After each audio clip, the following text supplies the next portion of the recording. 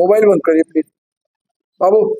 एक साल पहले पैजाब में उत्तर प्रदेश में अपने निर्दोष भारतीय नागरिक मारे गए, जिसके बाद पूरे देश के अंदर आक्रोश मना। आज की पहली बरसी क्या कहना है, किस तरह से संदेश देना चाहिए खासतौर से जो हमारे दुश्मन देश। देखिए, आज से ठीक 1 साल पहले भारतवर्ष पर एक ऐसा कायराना हमला हुआ था जिसकी पूरा विश्व जितनी भी भर्त्सना करे वह कम है। कश्मीर में हमारे देश के 26 लोग, पति पत्नी भी थे, माँ बेटे भी थे, बाप और अकेले भी लोग थे। अचानक पाक परस्त आतंकियों ने उन पर हमला किया और बहुत ही बेदर्दी से मानवता का खून किया गया। पत्नी बैठी है, उसके सामने उसके पति को मार दिया गया, माँ के सामने उसके बेटे को खींचकर मार दिया गया। भारत ने इस हत्या को अपनी आत्मा पर हुए हमले के रूप में स्वीकार किया। पूरा देश आक्रोशित था, पूरा देश क्रोध में था, मर्माहत था और एक ही आवाज उठ रही थी कि अब बहुत हो गया, अब बस, इसके बाद अब और कुछ नहीं, अब इसको इसका दंड मिलना चाहिए। भारत सरकार ने भी जनता के आक्रोश को पहचाना और कई बार देश की सरकार ने पाकिस्तान को इस बात की चेतावनी भी दी थी कि अब अगर तुमने इस तरह की कोई हिमाकत की तो तुम्हें इसका भरपूर दंड मिलेगा। और फिर आती है 6/7 की रात मई की,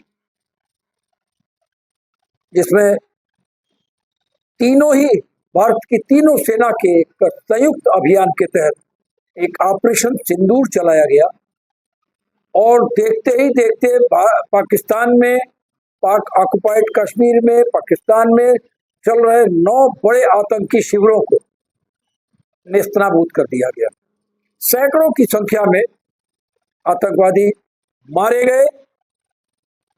पाकिस्तान जिसे बड़ा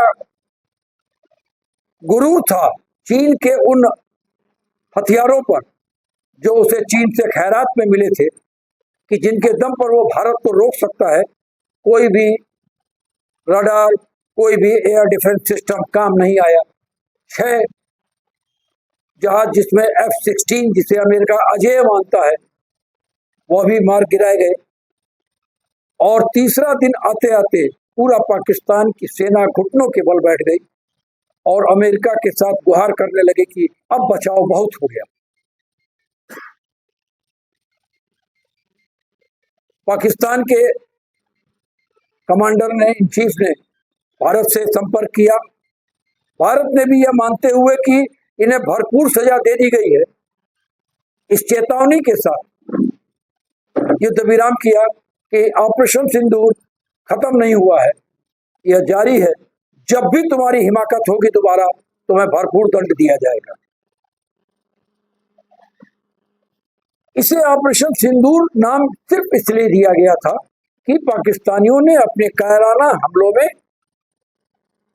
भारत की उन बेटियों के माथे का सिंदूर पोंछने का काम किया था जिनकी शादियां हुई थी और जिनके लिए सिंदूर मान प्रतिष्ठा और अस्मिता का प्रश्न होता है।